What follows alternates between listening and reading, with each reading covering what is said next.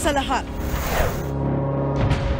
mahimbing na natutulog ang residenteng ito sa isang bahay sa Dasmariñas, Cavite nang sumalakay ang isang magnanakaw.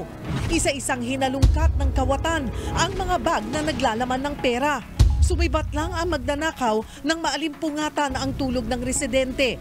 Tangay niya ang higit 50,000 pisong pera. Nahuli kaya siya? Ang buong kwento, abangan. Live mula sa himpilan ng News 5. Simulan na ang balitaan dito sa Frontline Pilipinas. Magandang gabi Pilipinas, ika-25 araw ng Enero taong 2024. Kasama ang buong puwersa ng News 5. Narito na mga po frontline na balita. People's Initiative para sa Charter Change, kwe-questionin sa Korte Suprema. Tinawag pa yang Tambaluslos Initiative dahil si House Speaker Martin Romualdez daw ang may pakana. Pang-walong extension sa deadline ng pagbuo at pagsali sa kooperatiba, huling beses na raw talaga.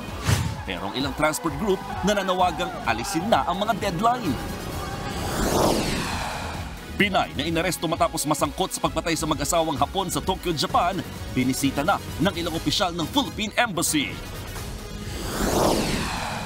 Brutal na pagkamatay ng 9 na taong gulang na lalaking binugbog, hinampas sa pader at ginawa pang unan.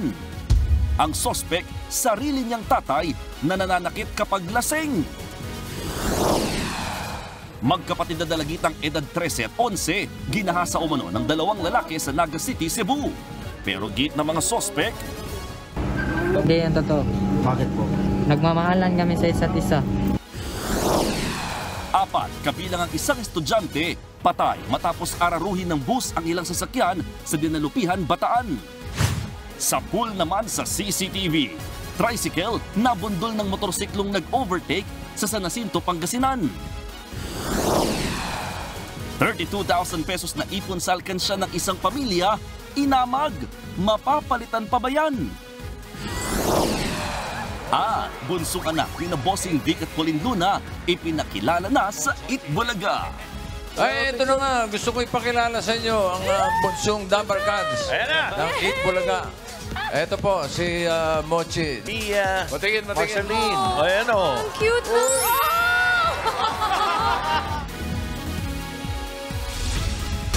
Hindi People's Initiative kundi Tambaluslos Initiative. Ganyan tinawag ni dating House Speaker Pantaleon Alvarez ang gumugulong ng pagkalap ng pirma para amyendahan ng saligang batas.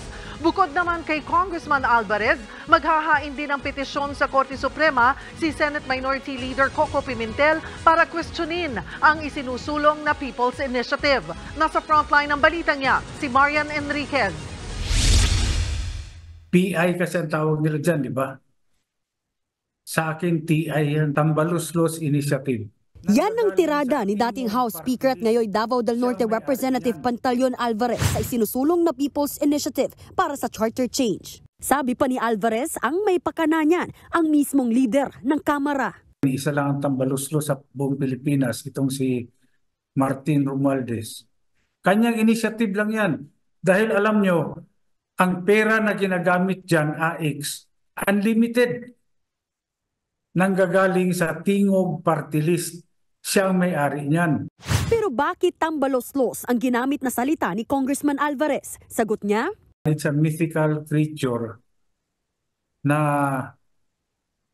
hindi pwedeng mapagkatiwalaan dahil walang word of honor. Eksakto yung description na binigay sa kanya ni VP Sara.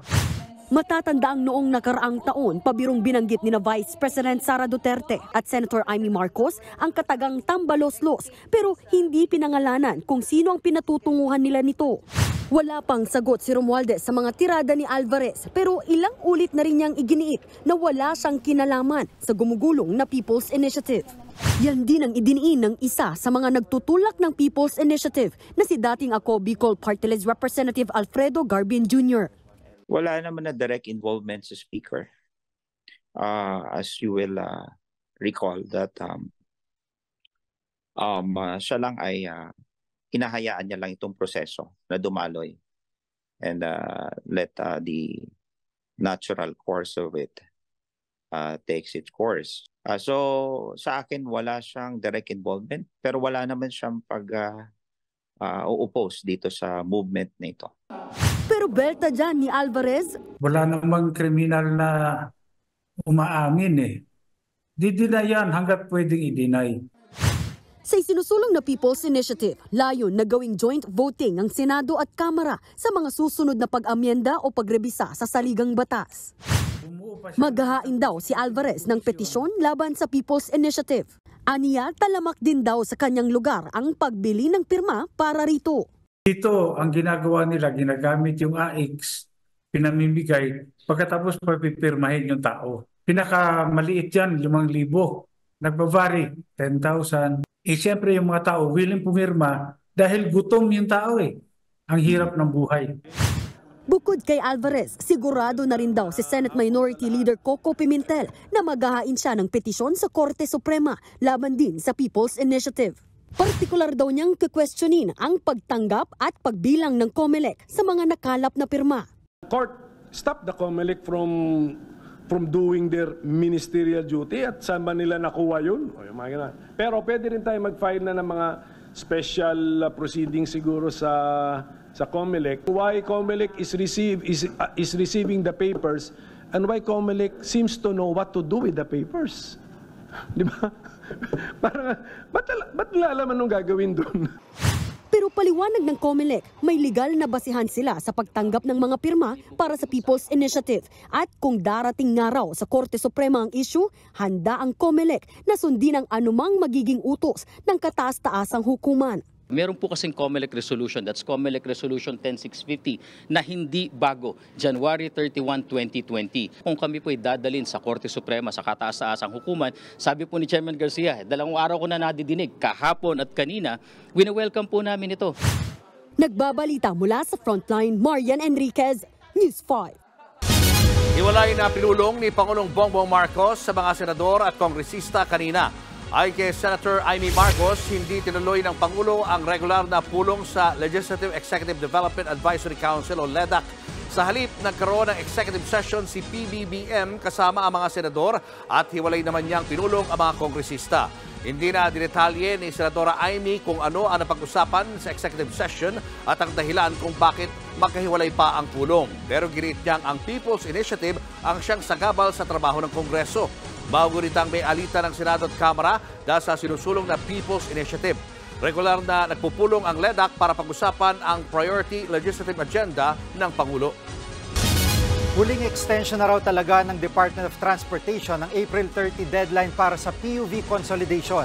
At ngayong pinalawig muli ang pagpaparehistro, may inaabot daw silang target para masigurong hindi papalya ang programa. Nasa frontline ng balitang yan si Gerard de la Peña. Extended ang PUV consolidation, kaya extended din ang biyahe ng jeepney driver na si Pedro Campit. Dagdag panahon ito para mapaghandaan niya ang kinabukasan ng kanyang pamilya, lalo't walang sinalihang kooperatiba ang kanyang operator. Sabi ko nga, pag mawala ng akong biyahe, anong gagawin natin? Sabi ko sa asawa ko, baka siguro magtanim-tanim na lang tayo. Kahapon, inanunsyo ng Malacanang na hanggang April 30 pa ang deadline para makasali at makabuo ng kooperatiba. Ang ginawang extension hanggang sa katapusan ng Abril ang ikawalo ng extension simula nang mailunsad ang PUV Modernization Program noong 2017. Nanindigan ng Department of Transportation, ito na ang huli at wala nang kasunod na extension pagkatapos nito. Ayon kay Transportation Secretary Jaime Bautista, 76% na ng jeepney at UV Express ang nakapag-consolidate. Umaasa silang tataas pa ito sa 85%. With 85%, I'm very sure this will be a very successful program. Yung 3 buwan ay is I think enough time, no, para doon sa mga gustong mag-consolidate ay mag-comply doon sa mga requirements. Kung dadami ang sasali sa PUV Modernization Program, masusolusyonan ang nakaambang problema ng kakulangan ng babiyahe sa halos 2,000 ruta sa buong bansa. Sa datos ng LTFRB, mahigit 1,700 na ruta ng mga jeep ang walang nag-consolidate. Halos 200 naman sa mga ruta ng UV Express. Pero dahil sa extension, mababawasan yan. Siguradong magiging abala ulit ang LTFRB sa mga mag-a-apply sa pagbuo at pagsali sa kooperatiba. It will be open to everybody. So those who wish to consolidate may apply in the different regional offices and in the central office. Kahit naman papaano, natuwa ang Transport Group na Manibela sa extension. Pero higit pa rito ang hiling nila. Alisin itong mga deadlines at makapagpatuloy po ang ating hanap buhay. Hindi tayo nakakampante kasi medyo mahaba-haba itong 3 months.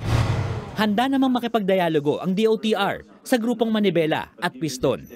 Nagbabalita mula sa Frontline, Gerard de la Peña, News 5. Naghihinagpisa ang mga kaanak ng estudyanteng nasawi matapos araruhin ng bus ang ilang sasakyan sa Dinalupihan, Bataan. Mabilis umano ang takbo ng bus nang mangyari ang disgrasya. Labis ang paghihinagpis ngayon ni Aling Emma sa pagkamatay ng 20 anyos niyang anak na si Renzi Adria. Isa si Renzi sa 4 na nasawi matapos araruhin ng pampasaherong bus ang sinasakyan niyang jeep sa Bangal Road, Dinalupihan, Bataan kagabi. Pauwi na raw sana ang first-year college student mula sa eskwelahan sa Olongapo nang mangyari ang aksidente. Hirap po kasi siyempre anak mo yan eh. Hirap. Tapos biglang ganyan ang kamatayan niya. Ang sakit. Sakit. Parang naramdaman ko ang sakit na nangyari sa katawan niya. Bukod sa mga nasawi, 26 na iba pang mga pasahero ang isinugod sa ospital. Kabilang ang 22 anyos na si Carla. Iniinda pa niya ang pamamaga ng mukha at pananakit ng katawan matapos maipit sa jeep. Tumalsik po ako sa gitna, sa kabilang side po ng mga pasahero. Tapos nadaganan po ako ng ibang pasahero sa ilalim. Tapos doon po, nung nasa ilalim po ako, umiiyak na lang po ako. Tapos sobrang nagpapasalamat po ako kasi kahit papaano po, na ganito po yung nangyari sa akin, nagpapasalamat po ako. Nabuhay po ako, buo kahit po na may masakit, namamaga yung mata. Ayon sa ilang testigo, mabilis raw ang takbo ng bus habang binabaybay ang pababa at kurbadang bahagi ng kalsada. Nadaplisan ng bus ang isang van at inararo ang 2 tricycle, isang motor at isang pampasaherong jeep. Sa lakas ng pagbangga ay basag na basag ang windshield ng bus. Tumagilid naman ang jeep at nayupi ang 2 tricycle na inararo rin ng bus. Ayon sa mga residente, bago tuluyang mangyaring aksidente, napansin nila na sa unahang bahagi pa lang ng Bangal Road ay pagewang-gewang na ang bus. Bago nito masagi ang ilang motorsiklo at mga tricycle hanggang sa tuluyan nitong mabangga ang jeepney at makaladkad ito. Galing sa Pampanga ang bus at patungo ng Olongapo, habang ang jeep naman ay biyaheng Olongapo papuntang Dinalupihan. Ayon sa Dinalupihan MDRRMO, accident-prone talaga ang lugar. Madalas po may mga nahuhulog na truck po doon. Yung mga nakaraang mga nagdaang mga araw, yung iba po nakakatulog yung driver. Ganon. Kung minsan nawawalan ng preno. Paliwanag naman ng driver ng bus, nawalan umano siya ng preno habang pababa sa daan. Yung preno ko nga po, nawalan ng hangin, ayaw lang dito. Tapos sinusundan ako, hindi ko na matanda kung truck o ano. Nilit kong in-overtake, isipin ko, wala akong kasalubong. Pag-overtake ko, hindi ko niisip na may kasalubong. Nasa kustodiya ng Bataan Police ang driver na makaharap sa reklamong reckless imprudence resulting in multiple homicide, multiple physical injuries, and damage to property.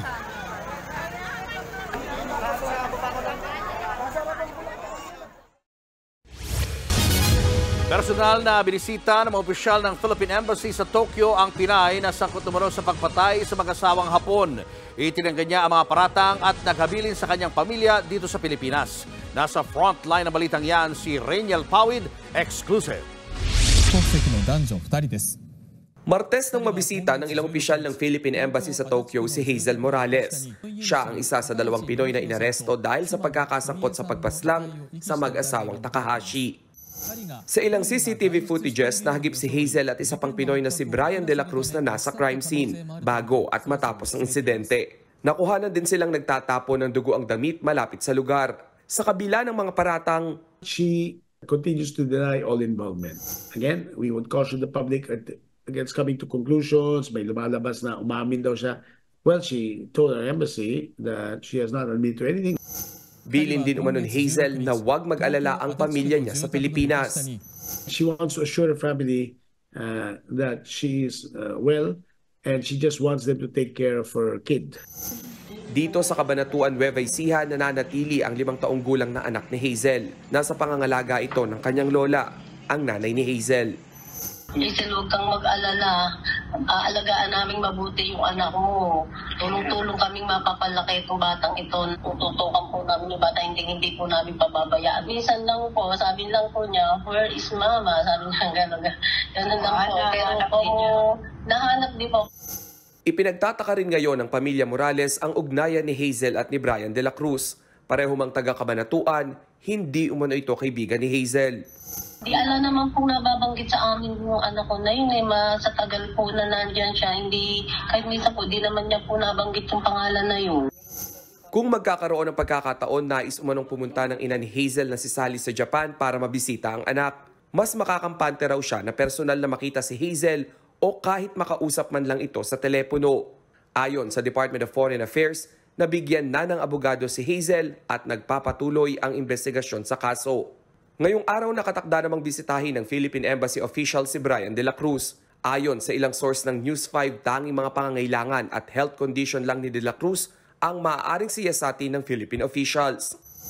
Hindi muna pinahihintulutan na mapag-usapan ang anumang bagay na may kinalaman sa krimen. Nananatiling abandonment of corpse ang asunto laban sa 2 Pinoy.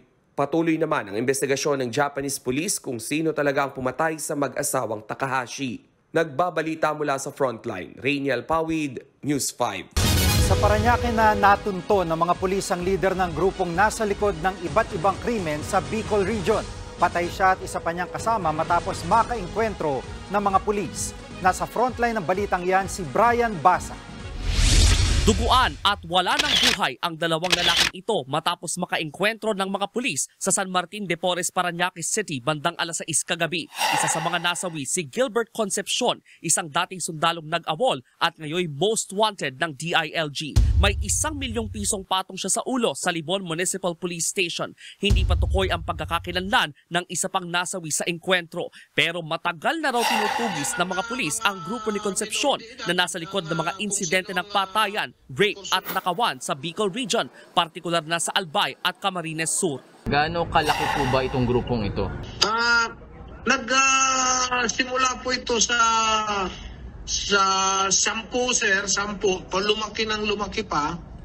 Tapos unti-unti na rin nan-neutralizer tuwing may inkwentro sila sa ating mga authorities. Ayon sa mga pulis, natunto nila ang kinaroroonan ni Concepcion sa tulong ng isang tip. Hahainan lang daw sana nila ng warrant of arrest si Concepcion pero nauwi ito sa engkwentro. Kwento pa ng mga residente, sa eskinitang ito nangyari ang engkwentro. Hindi na nila nagawang makalabas pa matapos makarinig ng komosyon at ilang putok ng baril. Ayon naman sa opisyal ng barangay, hindi pa malinaw kung gaano katagal na sa kanilang lugar ang mga suspect. May mga nagsasabing umuupa raw sa lugar ang 2, pero may mga residenteng nagsasabing ngayon lang nila nakita ang mga nasawi. Nagulat naman ako dahil tahimik naman tong lugar namin, hindi naman kami aware sa mga ganyang bagay. Kaya nakakagulat din yung mga ganong balita. Naalam pa ng mga otoridad kung may mga kasama pa sa lugar sina Concepcion. Nagbabalita mula sa Frontline, Brian Basa, News 5. Ayon naman sa PNP, sangkot din si Concepcion sa mga serye ng pagpatay kung saan 6 ang mga biktima at na-chop-chop ang katawan. Patuloy naman tinutugis sa mga pulis ang nasa 40 iba pang miyembro ng Concepcion Criminal Gang. Namatay sa kamay ng sarili niyang ama ang 9 na taong gulang na batang lalaki sa General Santos City. Ang musmos binugbog saka hinampas sa pader ng lasing niyang tatay. Nasa frontline ng balitang yan, si Justin Punsalang. Kaninang madaling araw, lumalaban pa sa ospital na to sa General Santos City ang 9 na taong gulang na si Yuri. Kinailangan pa siyang kabitan ng oxygen para suportahan ang kanyang paghinga. Pero pasado 3:00 ng madaling araw, binawian na ng buhay si Yuri. Ang pagkakaospital at pagkamatay ng bata dahil sa pagmamalupit ng sarili niyang ama. Kwento ng mga otoridad, Martes ng madaling araw na umuwing lasing sa kanilang bahay ang 43 years old na si Roy Canlaon. At sa sobrang kalasingan, tila na pagbuntunan ang sariling anak sa kawalang habas na ginulpi. Inihampas din daw sa pader si Yuri. Sinugod na nauntog yata yung ulo. May information pa nga na ang unang nabugbog nito yung kapatid niya na matanda. And then nakaalis. Yun na nga yung yung bunso niya na kapatid na nabugbog. Ang kuya ni Yuri ang nagpasaklolo sa mga kapitbahay para pigilan ang kanilang ama. Dinatnan pa nga nila si Canlao na nakahiga at ginawa pang una ng anak. Puro pasa at bali sa katawan ng bata nang isugod sa ospital. At sa parehong araw ng mahimasmasan, kusang sumuko si Canlaon sa mga otoridad. Kung walang kubala ko nga, dili niyo madawat akong nabuhat, dili madawat ko po sa ilo. Walang mabuhay lang ka, survive lang ka. Mula Maynila, dali-daling umuwi ng General Santos City ang ina ni Yuri na si Ivy Joy Cabrera nang mabalitaan ang nangyari sa anak. Nakatakda kasi siyang makibang bansa sa Pebrero para magtrabaho. Pero ngayon, pagpapakulong sa asawa ang inaasikaso niya. Dili jud mabayaran ang gibuhat niya sa Hindi talaga mababayaran ang kanyang ginawa sa aking anak. Hindi na talaga siya makalalabas sa presinto. Doon na siya mamamatay. Kasi hindi na talaga niya maibabalik ang buhay ng aking anak. Masakit talaga sa pakiramdam bilang ina. Sa ngayon, nasa kustudiya na ng General Santos City Police Station 7 ang sospek at mahaharap sa kasong parricide. Nagbabalita mula sa frontline, Justine Punsalang, News 5. Arestado ang dalawang lalaki matapos sumunong kidnapin at gahasain ang magkapatid na menor de edad sa Naga City, Cebu. Pero depensa ng mga sospek, meron daw relasyon sila sa mga biktima na kusa raw sumama sa kanila. Nasa frontline ng balitang yan si John Aroa.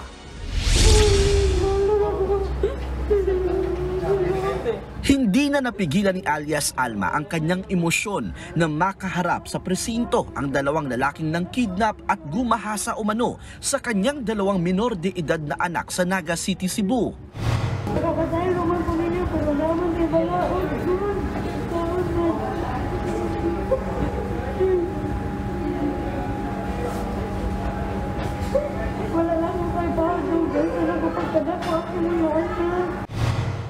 Araw ng linggo, nagpaalam daw kay Alma ang 11 at 13 taong gulang niyang mga anak na babae na pupunta sa computer shop. Hanggang sa dumilim na pero hindi pa raw nakauwi ang dalawa. Doon na humingi ng tulong ang ina sa mga otoridad. At nitong Martes, nakita sa Baywalk sa Naga City ang magkapatid kasama ang dalawang suspect na lalaki. Agad silang dinala sa presinto. Base sa investigasyon, dinala umano ng magkaibigan ang dalawang babae sa isang barong-barong sa Dalampasigan. Doon daw ginawa ang pangmomolestya, pero depensa ng mga suspect. Hindi yan totoo. Bakit po? Ginusto po namin yun. Nagmamahalan kami sa isa't isa. May relasyon daw pala sila sa magkapatid na voluntaryong sumama sa kanila. Si alias Christian, 19 anyos. Mag-iisang buwan na raw nobya ang 13 anyos na babae. Si alias Mark naman, 18 anyos. Sinabing nobya niya ang 11 anyos na isa pang biktima. Bagamat itinatanggi ang paratang todo, hingi naman sila ng tawad sa ina ng magkapatid. Sana mapatawad kami ng mga magulang, lalo na sa papa nila na may matinding galit sa amin. Sa kabila niyan, desididong magsampa ng kaso ang ina.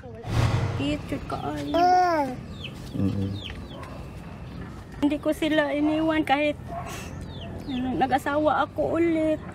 Hindi namin sila pinabayaan. Nasira ang kanilang kinabukasan, dinasira na sir, na naputol yung mga pangarap ko para sa aking mga anak. Nasa pangangalaga muna ng Department of Social Welfare and Development ang mga biktima. Nasa ilalim sila sa medical exam para malaman kung nagahasa nga sila. Mahaharap sa kasong statutory rape ang mga suspect. Nagbabalita mula sa frontline, John Arua, News 5. Minalit ni Chinese Ambassador Wang Zhilian ang pagkondena ni Defense Secretary Gibo Teodoro sa panibagong pangharas ng China sa mga mangingisdang Pinoy. Naghain din ulit ng diplomatic protest ang Pilipinas. Nasa frontline ng balitang yan si Camille Samonte. Paulit-ulit na lang ang kwento ng panghaharas ng China Coast Guard sa mga mangingisdang Pinoy sa Scarborough Shoal gaya nitong January 12. Umuwing luhaan ang mga kababayan natin dahil ipinabalik sa dagat ang mga nakolekta nilang taklobo. Kaya naman si Defense Secretary Gubo Teodoro kinundena ang China Coast Guard at giniit na wala silang karapatang mangharas ng mga Pilipinong mangingisda. Minaliit naman ni Chinese Ambassador Wang Silian ang pahayag ni Teodoro. We need to follow the guidance of the President instead of any officials. Sinabi niya yan sa seremonya para sa pagbubukas ng bagong Chinese Visa Application Service Center sa Makati City. Dagdag pa ni Ambassador Wang, dapat idaan sa maayos na usapan ang mga hindi pagkakaunawaan. We expect that both sides will meet in halfway to handle the differences in a proper manner to de-escalate the tension. Ang tamang paraan na sinasabi ni Wang, ginawa na rin naman ng Department of Foreign Affairs. Katunayan, naghain ng panibagong diplomatic protest ang Pilipinas laban sa China. Ngayong buwan nga lang, 4 na note verbal ang ipinadala natin. Pero deadma dyan ang China. Wala pa namang bagong pahayag si Secretary Teodoro. Isa pang ikinasama ng loob ng China ay ang pagbati ni Pangulong Bongbong Marcos sa bagong halal na presidente ng Taiwan. Dahil lang sa pagbating yan, inakusahan ng China ang Pilipinas na lumabag sa One China policy. Nilinaw naman ito ni PBBM, bagay na ikinutuwa ng China. We welcome and we appreciate President Marcos reiterating One China policy and emphasizing that Taiwan is a province of China and the Philippines is not endorsing Taiwan independence. Ang Foreign Affairs Ministry naman ng Taiwan naniniwalang pinressure ng China ang Pilipinas dahil hindi nito matanggap na nagwagi ang demokrasya sa Taiwan. Halata raw na hindi naiintindihan ng komunistang sistema ng China ang tunay na kahulugan ng demokrasya. Nagbabalita mula sa Frontline, Camille Sabonte, News 5. Sunod-sunod na pagkamanalo ng jackpot prize sa loto at umari sa buwatan sa PCSO, binusisi sa Senado. Finance Secretary Ralph Recto hindi raw magpapataw ng bagong buwis ngayong 2024. At 32,000 pesos na cash nasira matapos ipunin sa alkansya na gawa sa PVC pipe. Abangan ang lahat ng yan sa pagbabalik ng Frontline Pilipinas.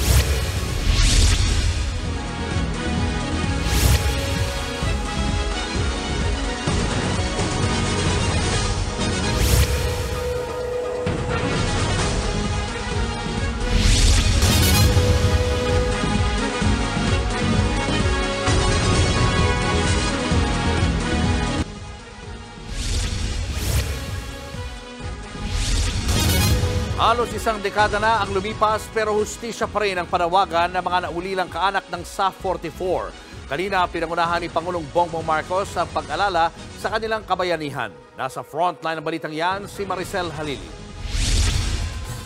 Personal na pumunta si Pangulong Bongbong Marcos sa Philippine National Police Academy ngayong araw para makiisa sa paggunita ng ika-9 na taong anibersaryo ng pagkamatay ng SAF-44. Pagdating ng Pangulo, isa-isang binanggit ang mga pangalan ng SAF-44 bilang pagpupugay sa kanila. Cyrus P. Aniban. Pinangunahan ng Pangulo ang pag-aalay ng bulaklak sa monumento ng SAF-44. Saka sila ginawaran ng 21 gun salute.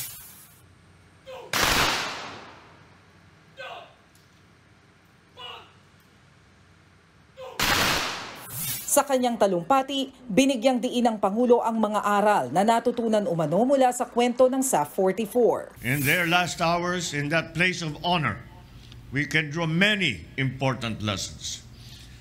The lessons such as to put nation before self, to display courage under fire, to resolve to forge ahead, to never give up.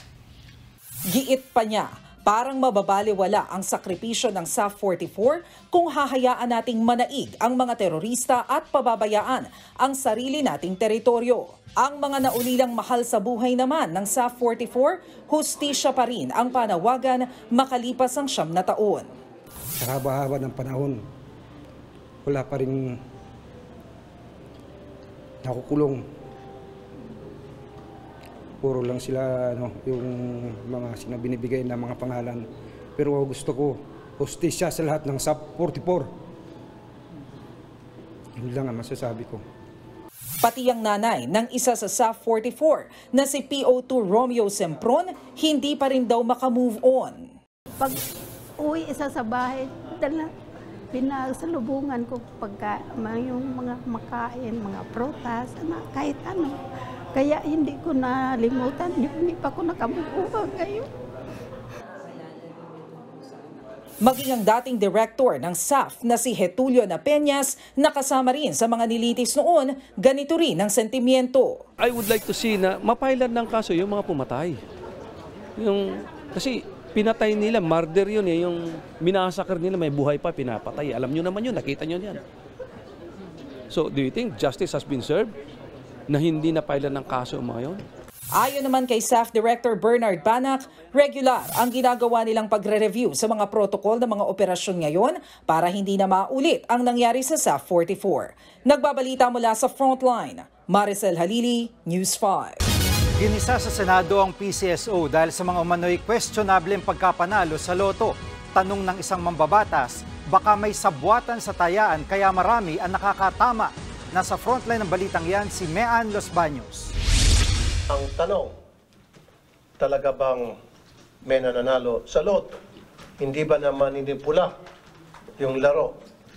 O baka naman ito ay moro-moro lang? Sabi nga ng mga... Ito ang diretsahang tanong ni Senator Raffy Tulfo sa pagdinig ng Senate Committee on Games and Amusement kaugnay sa integridad ng Lotto Games.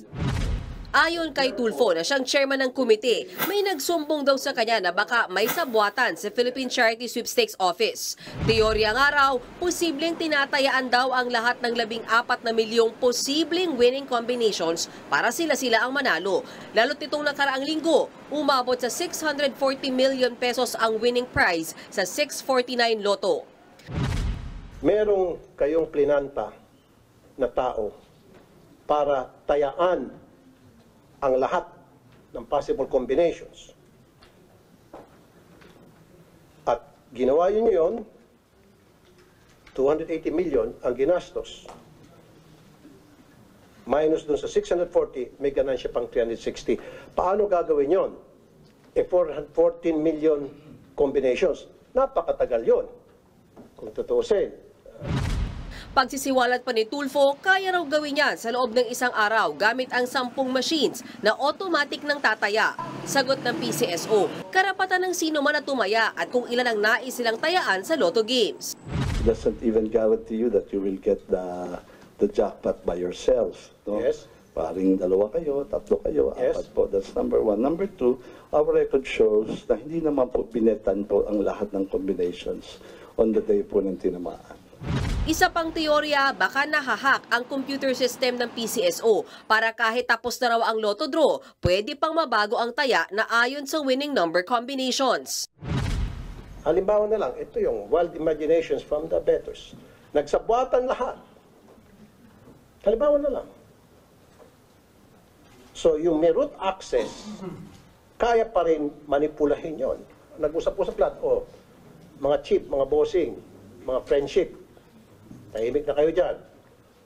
Papalitan natin itong through the root access. May root access. Palitan natin, palabasin natin na may nanalo. Possible or not? Possible po. Pero paliwanag ng PCSO, malabo raw yan. Lalo't 8:30 PM pa lang ay cut-off na ang tayaan para sa 9 PM Lotto draw. At hihinto na ang pagpasok noon ng bets. Nakahiwalay rin nila ang datos sa mga taya at nakalagay ito sa flash drive. Hindi rin nila ito maaring pakialaman pagkatapos ng draw. There's no way mape-penetrate nila dahil nakihiwalay na po yung lahat ng bets na pumasok. Hindi na po pwedeng dagdagan yon. Pero lahat ng computer kaya i-corrupt. Well, in fact, the best computer, the most secured computer, even sa Pentagon na computer, ay na-corrupt o na-penetrate ng isang hacker. So don't tell me, yung computer ninyo na sinasabi mo drive, hindi kayo ma-corrupt. Pero nanindigan ng PCSO na walang manipulasyon sa kanilang Lotto games. Suwestyon naman nila Senator Tulfo na dapat bukod sa mga taga-PCSO at COA, mag-imbita rin ang mga representative mula sa academe, religious groups at civil society para mag-witness sa mismong Lotto draw procedures at masigurong walang irregularidad na nangyayari. Bagay na sinang-ayunan naman ang pamunuan ng PCSO. Ayon naman sa Cybercrime Investigation and Coordinating Center o CICC, sa ngayon, wala silang nakikitang ebidensyang may manipulasyon sa Lotto, pero inatasan na rin silang aralin at tignan ang integridad ng Lotto games. Titignan din daw ng Department of Information and Communications Technology o DICT ang computer systems ng PCSO. Isa pang nasita ng Senado ang pagdagdag ng 500 million pesos sa jackpot prize ng 649 Lotto noong Disyembre. Tiyempo rin kasi na pagkadagdag ng premyo ay may nanalo na. Bakit hindi nilang anila inilagay ang sobrang pera sa charity o kawang gawa ng PCSO? Sagot ng ahensya, promo lang daw ito at para sa anibersaryo nila. We have a surplus fund for our prize fund reserve. This is really a marketing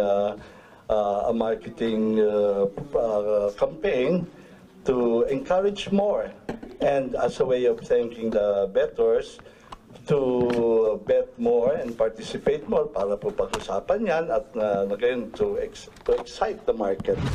Naglabas man daw ang PCSO ng 500 million pesos, kumita naman daw sila ng 800 million pesos. Paliwanag pa nila, nakasaad sa batas na 30% lang ng kita mula sa palaro ang mapupunta sa mga charity. Bukas naman ng PCSO na baguhin ang kanilang charter para mas malaki ang porsyento ng kanilang kita na mapupunta sa kawang gawa.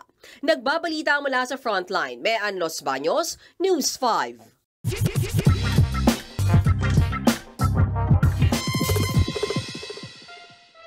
At ayan na, isa sa mga latest sa listahan ng mga conspiracy theory sa Pilipinas. Gaya ng flat daw ang Earth, si Hitler daw ay anak ni Rizal at Taliano Gold. At ang latest, wala naman daw talagang nananalo sa loto. Bakit? Dahil hindi naman binibigyan ng PAGCOR ang totoong pangalan. Hindi pinapakita ang mga mukha sa pictures, kaya walang paraan para ma-double check kung talagang may nanalo ba. Ikaw ba? Meron ka bang kakilala na naging milyonaryo na o bilyonaryo dahil nanalo sa loto? Nababalitaan ko lang sa TV pero wala pa akong kilala. Kumpare ko po, nanalo po siya ng EC2. Wala pa po. Pero tumataya po ako ng loto, never since po akong nanalo. Kaya nga, wala kang kakilala, wala rin akong kakilala. Hindi kaya, maraming tao nag-iisip na mula sa pagpapataya hanggang sa bunutan ng raffle winners ay isang malaking bulahan. Na ako, alam mo, gatungan pa natin yan gamit ang picture na to.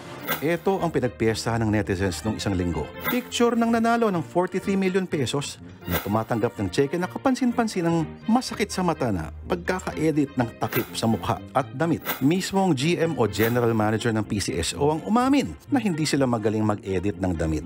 So yan po ang reason yan and I agree, it's a very poor editing pero the objective is to conceal the clothing na ma-identify sa kanya. Wala ba kayo napapansin? Karamihan sa mga skandalo na pinanggigigilan ng netizens sa mga ahensya ng gobyerno ay may kinalaman sa mga pictures, taramang ding, o video.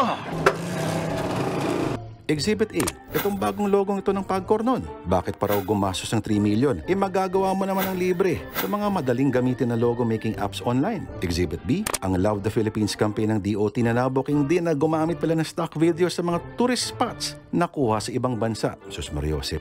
Ang mas nakakainis lang, ang nananaig na kaisipan na okay lang ang mga gantong kalidad ng trabaho.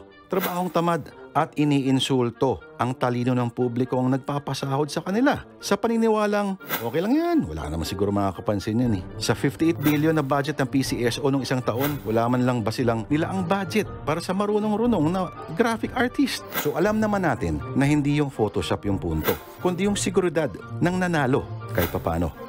At sa tindi ng pagkaka-Photoshop ng mga nanalo, nako, pag yung mga yan inakilala mo pa, ewan ko na lang. Hindi mo na pwedeng kulitin para sa balato o kidnapin for ransom, pero at least magagamit mo na pang-promo sa negosyo. Uy, teka, baka itong si ating kidnapin nyo ha? Pero kung conspiracy lang din ang usapan, itong si ate, mukhang may pinaghihinalaan. Sa dami raw ng mga may napanalunan na pang-Guinness raw ang datingan. Pero, hindi bale. Kahit gaano pa sila karami, ang makilala ninyo sila ay hindi nangyayari.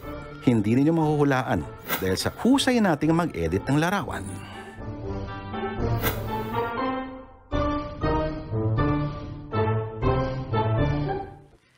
Hindi muna tinanggap ng LTO ang 4 na milyong plastic cards para sa driver's license na donasyon ng isang pribadong grupo. Galing ang donasyong plastic cards sa Philippine Society of Medicine for Drivers na nagkakahalaga ng 160 million pesos. Pero hindi muna ito tinanggap ng LTO matapos maglabas ng legal opinion ang Office of the Solicitor General na dapat ay may maayos na safeguards sa pagpapatupad ng donasyon. Hihintayin daw ng LTO na maglabas ng guidelines ang Department of Transportation para sa pagtanggap nito. Pumirma ng Memorandum of Agreement ang LTO at TSMed sa pagpapadala ng mga card ngayong buwan. Malaki sanang tulong ang donasyon dahil kalahati ito ng 8 milyong plastic cards na kailangan ng LTO ngayong taon.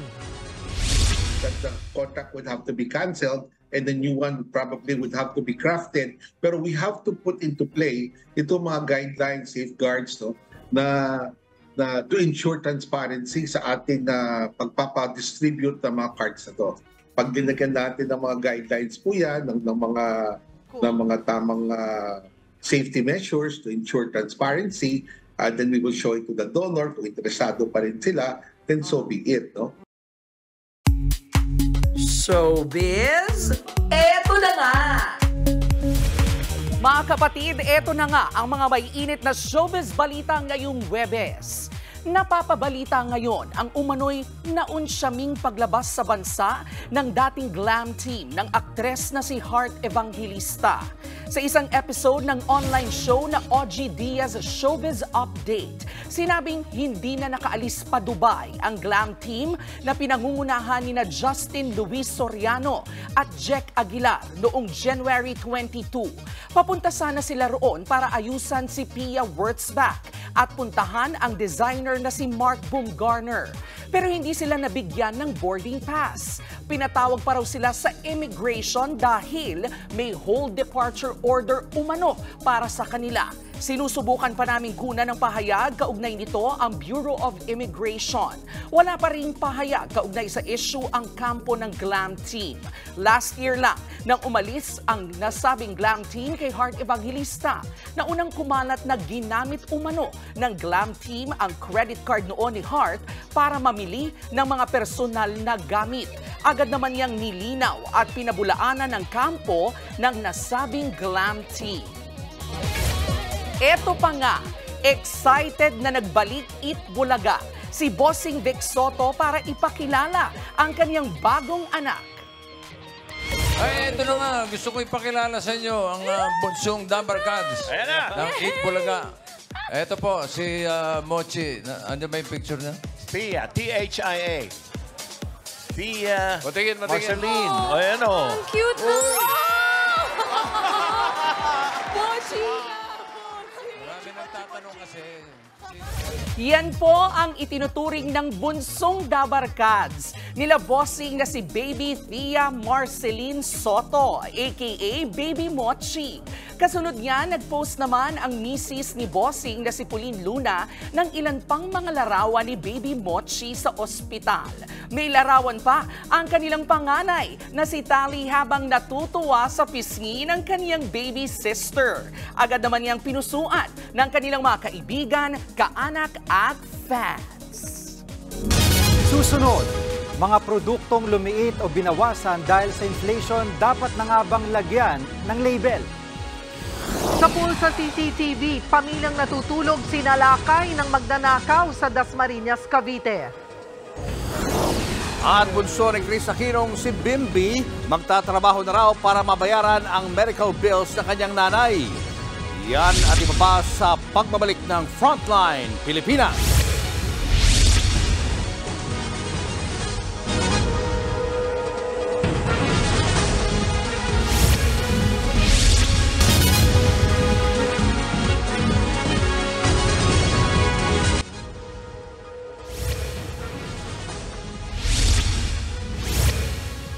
Pinag-aaralan ng DTI ang paglalabas ng guidelines sa mga produktong dumadaan sa shrinkflation o pagbabawas ng laman.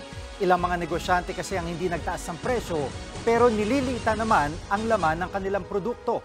Nasa frontline ng balitang yan, si Shaila Francisco. Hindi tulad dati, hindi na pinupuno ang cup ng kape sa coffee shop na ito sa Quezon City. Binawasan na nila ang paglalagay ng gatas dahil nagtaas ito ng presyo. Pareho pa rin naman daw ang lasa. Kesa raw baguhin ang size ng baso, binabawi na lang nila sa ibang sangkap at dinadaan sa yelo. Dinadamihan na lang din namin ng flavored at medyo mas okay yun. Doon namin binabawi sa flavored.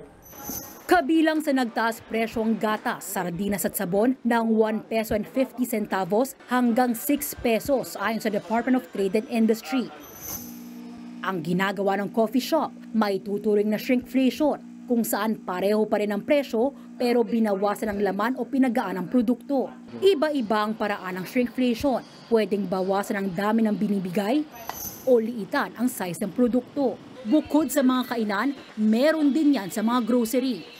Ayon sa supermarket dito, itong 100 grams dati, 92 grams na lang ngayon. Pero ang presyo nakapako pa rin sa 81 pesos and 60 centavos. Kung tutuusin, marami pang ibang produktong nagpapatupad ng shrinkflation bilang discarded sa gitna ng mataas na presyo ng mga sangkap. Hindi yan agad napapansin ng mga mamimili. Saan nyo napapansin? Sa pagbukas na, ganun na, pag paubos na, ganun. Dehado talaga, mas mapaparami pa yung bili ko. Kaya naman ang DTI, pinag-aaralang maglabas ng panuntunan para abisuan ng consumer sa shrinkflation. Paglilinaw nila, hindi naman daw masama ang shrinkflation, pero hindi maganda kung sobra-sobra. Dapat daw malinaw sa packaging o menu ng produkto kung ano ang nakukuha ng customer para sa kanyang binabayad. In general, business decision yan. Chine-check natin kung mahuhulog siya sa profiteering, which is illegal. Yung profiteering, ang ibig sabihin yan, yung true worth or value ng product, sobrang mahal nung presyo ng item versus the true worth.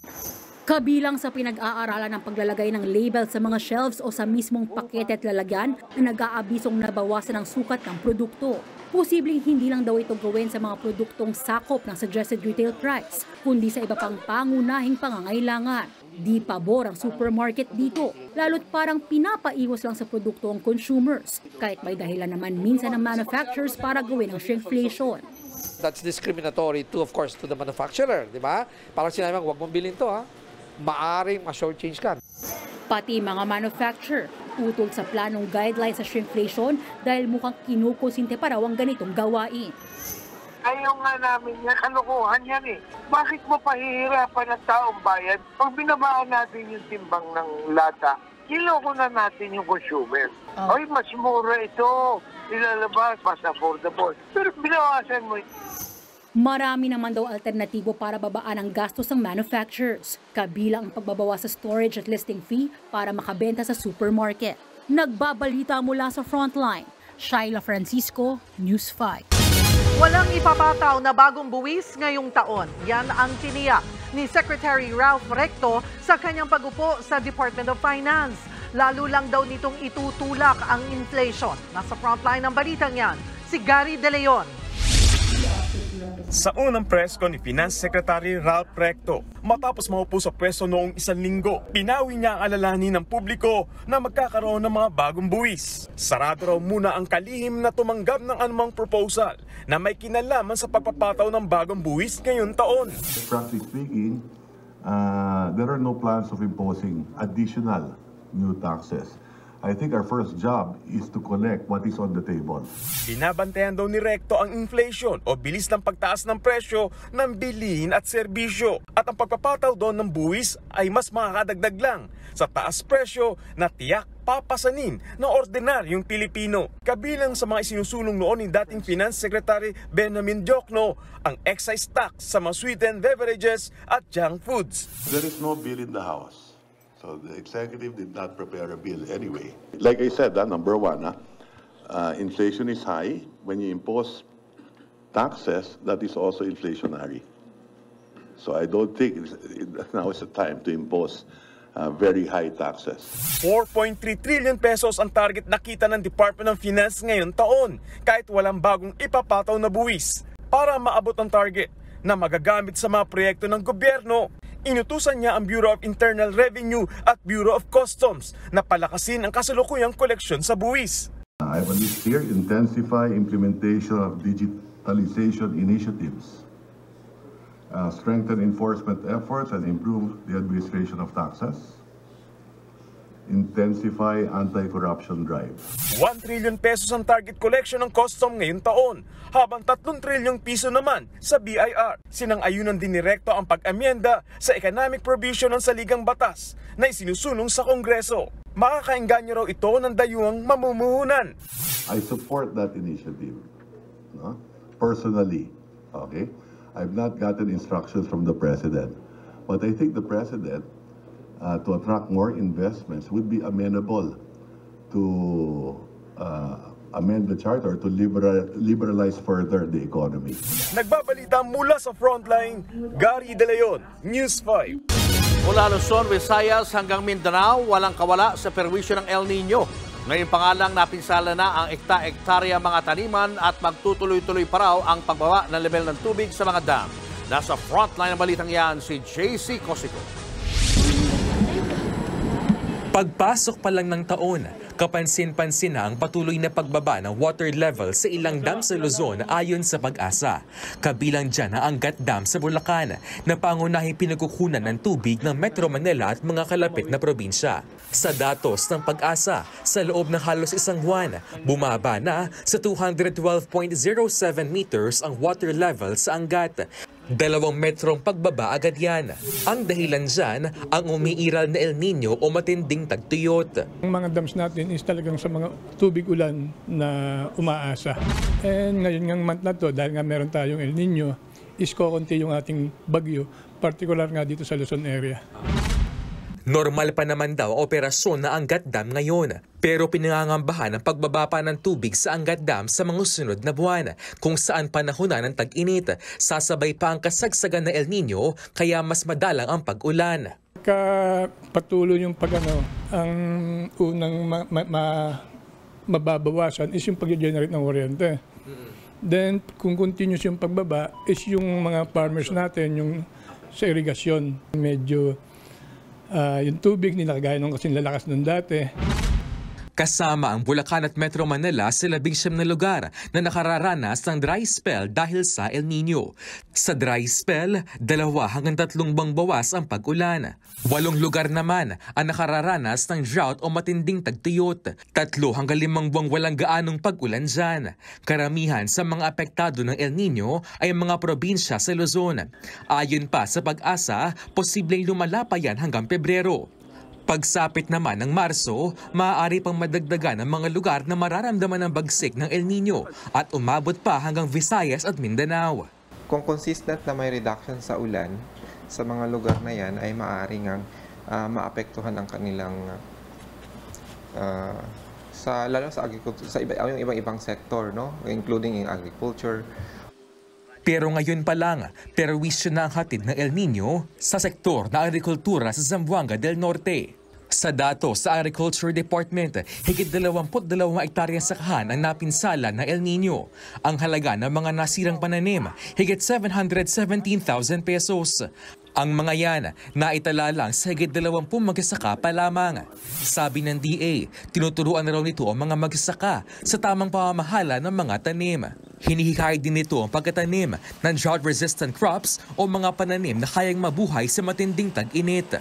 Kamakailan lang, nagpulong ang mga miyembro ng ni-reactivate na Task Force El Nino para mapaghandaan ang epekto nito sa bansa. Magkakaroon din nila na El Nino online platform para makapagbigay impormasyon at makapaghanda ang publiko para sa tagtuyot. Nagbabalita mula sa Frontline, JC Cosico, News 5. What's up mga kapatid? Sinwip ng Strong Group Athletics ang Group B ng Dubai International Basketball Championship pagkatas makalusot sa Al Ahly Tripoli 91-89. Maganda sana ang panimula ng koponan galing Libya, lamang sila sa first quarter 27-20. Pero nung uminit na si Jordan heading galing sa labas, unti-unti nang kinuha ng strong group ang momentum. Pagkatapos ng 2 free throws ni Heading sa last 18 seconds ng laro, lumamang ang koponan ng Pilipinas ng 3. 2 beses pa nakatira ang Al-Ali Tripoli para itay ang game pero parehong hindi pumasok. Ito ang 5th win in 5 games ng Strong Group Athletics at mataas ang kumpiyansa ng team papasok ng semis. Sa PBA naman, first blood para sa San Miguel Beermen at tinalo nila ang Barangay Ginebra Gin Kings sa Game 1 ng kanilang semis matchup. As expected, dikdikan ang laro at walang team ang may obvious advantage pero sa dulo, pinuntahan ng SMB ang kanilang main man at hindi naman sila pinahiya ni Junmar Fajardo. Ilang crucial baskets ang nanggaling sa 7-time PBA MVP at na-secure na nila ang panalo. Top scorer para sa SMB si CJ Perez na nagtala ng 26 points. Nag-ambag naman ng 23 points and 12 rebounds si import Benny Boatwright. Tuloy bukas mga kapatid ang semifinals ng ongoing Commissioner's Cup. Matay kaya ng Phoenix or Ginebra ang kanilang mga series o maging 2-0 para sa SMB o Magnolia? Tingin nyo. Huwag kayong alis, sports pa tayo mamaya. Susunod, higit 30,000 pisong perang nasira sa pamilya sa Cavite. Mapapalitan pa kaya? At pamilyang natutulog sa Dasmariñas, Cavite, ninakawan sa loob mismo ng kanilang bahay. Tutok lang mga kapatid, magbabalik pa ang Frontline Pilipinas.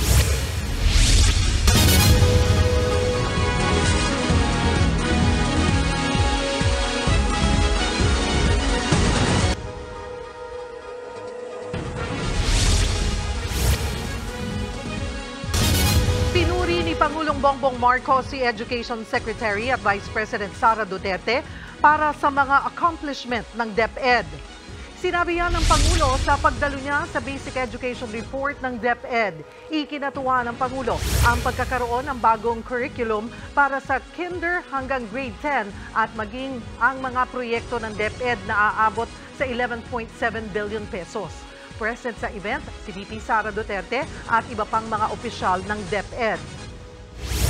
Daghang salamat, Vice President Inday Sara. Your stewardship for the biggest agency with the largest constituency and, I would say, the most difficult mandate. Against this backdrop, our tasks that complicate our mission to recoup losses from the pandemic, retool the curriculum, and reform the system. Sa kanilang pagkikita ngayong araw, tila walang naging ilangan sina PBBM at VP Sara. May mga pagkakataon din na sila ay nagtatawanan at nagkakwentuhan habang sila ay magkatabi sa upuan. Nauna nang sinabi ni VP Sara na taken out of context. Ang sinabi niya, natatakbo siya sa susunod na eleksyon. Bagamat hindi pa malinaw kung anong posisyon at kung kailang halalan. Hindi pa rin daw sila nagkakausap ni PBBM tungkol dyan. Hindi naman nagpaunlak ng panayam sina PBBM at VP Sara sa event kanina. Sinalakay ng mga magnanakaw ang isang bahay sa Dasmariñas, Cavite. Sa pulse video, ang dahan-dahang pagkilos ng suspect habang mahimbing na natutulog ang mga biktima. Nasa frontline ng balitang yan si Gary De Leon. Kahimbingan ang tulog ng mga residenteng ito sa ikalawang palapag ng kanilang bahay sa Dasmariñas, Cavite. Nang masapul sa CCTV ang lalaking ito na isa palang magnanakaw. Pumasok pa ang kawatan sa isang kwarto at paglabas ay may bitbit ng bag. Matapos niyan ay bumaba siya sa unang palapag ng bahay kung saan may isa pang tulog na residente. Kinuha ng magnanakaw ang isa pang bag sa sopa. Sandali siyang mawawala matapos pumunta sa looban pang bahagi ng bahay. At paglabas ay makikita ng may isinusuksok na nakaw na gamit sa shorts. Hindi pa natapos ang kawatan at hinalungkat ang mga bag na nakasabit sa hagdan. Sandali siyang natigilan nang maalimpungatan ng tulog na residente. Bumalik lang sa pagtulog ang residente kaya nakakuha na rin ng tiyempo ang magnanakaw na tumakas. Nangyari ang panloloob na yan pasado alas 4 ng umaga nitong January 14. Ayon sa residenteng sa Arlene, aabot sa 52,000 pesos na pera ang natangay ng kawatan mula sa mga bag sa loob ng bahay. Ang kinuha niya lang talaga is cash. Iniwan niya yung ATM and IDs. Mga valuables iniwan niya, cellphones, laptop. Posible raw na nakadaan ng suspect sa kanilang balkonahe. Kasi wala siyang grills at saka nakabukas siya. Yung screen lang yung nakasara. Dumaan siya sa likod.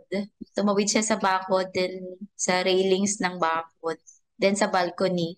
Hindi siya ganun kadali akyatin.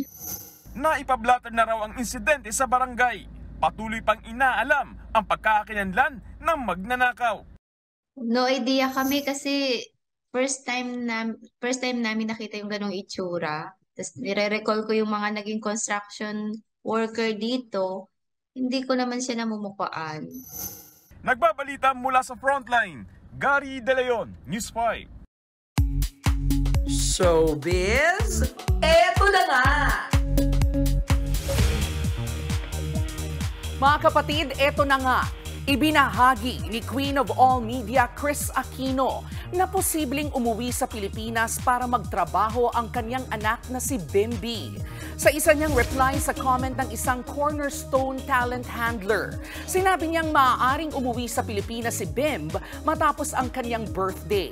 Anya, kailangang magtrabaho ni Bimby dahil sa lumalaki nilang medical bills. Sinigundahan naman yan ng bilin bilang stage mom na hindi dapat magpalit ng pangalan si Bimb at wala raw dapat last name, parang rapper na si Drake. Nagpapagaling pa rin ngayon sa Amerika si Kris para sa mga iniinda niyang autoimmune disease. Susunod, may 30,000 pisong inipon sa alkansya, nasira lang. Marami pa kayong mga balitang dapat malaman sa pagbabalik ng Frontline Pilipinas.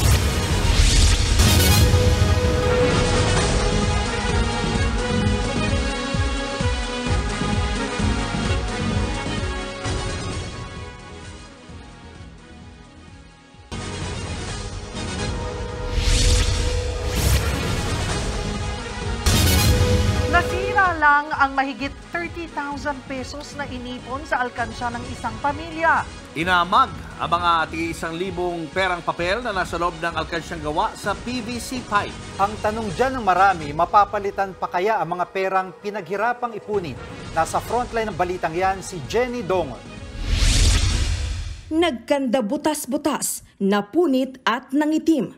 Yan ang nangyari sa mga tig-1,000 piso na tsinagang ipunin ng pamilya ni Maria mula noong February 2023. Mayroon ding 1,000 peso bills na halos burado na ang mga mukha.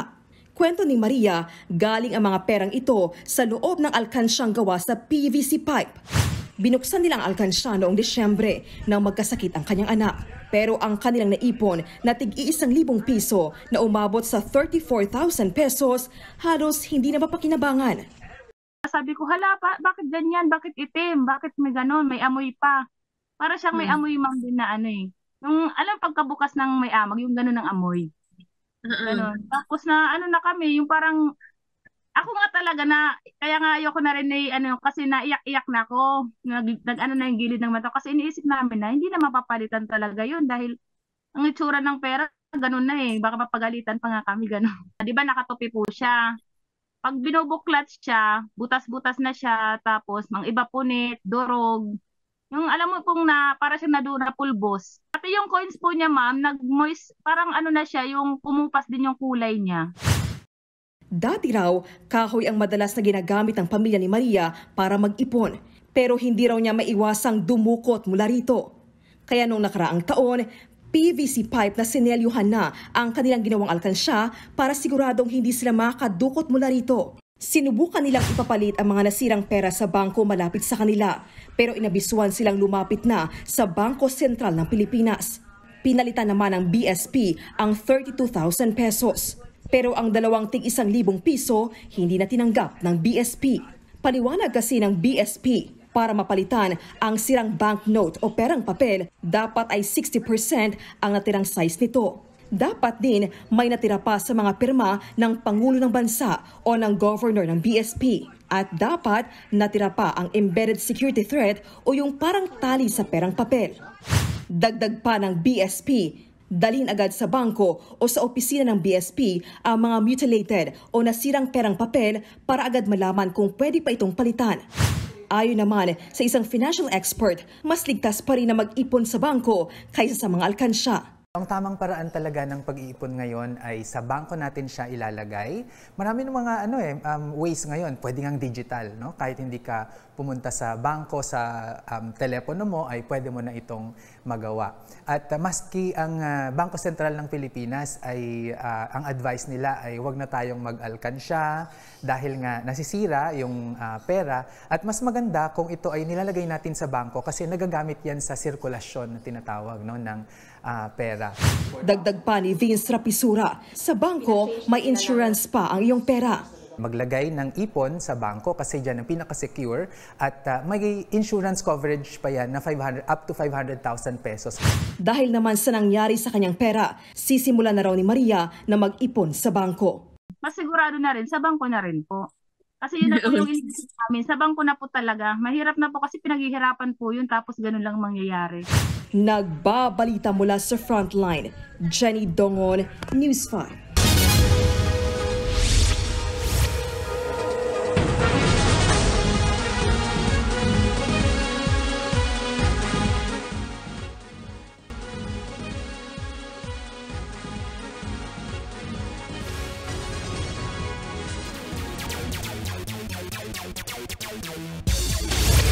Mga kapatid, official na in-introduce ng Premier Volleyball League o PVL ang pang-12 kuponan ng liga, ang Capital One Power Spikers.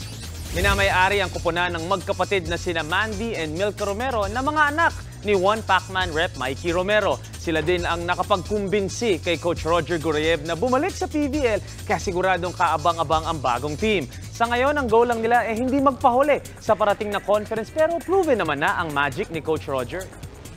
May mga manlalaro na din na pinakilala ang kuponan sina Janine Navarro, Heather Ginoo, Rovi Instrelia, Aiko Urdas at Jorel Singh. Parang araw-araw na lang may mga balita galing sa PVL, partida off-season pa. Ganyan ka-exciting ang parating na opening ng liga, onting antay na lang mga kapatid. At yan ang mga pangpandihin ng Sports News today. It's your Sports Tito Mike Reyes. Peace and love. Parang yung pandiinang mga mock turtleneck lang, Tito Mikey. Kaya naman ako sa mga blue ninyo. Oo nga, blue kami lahat. Maiba naman, di ba? Saan naiiba sa atin ngayon?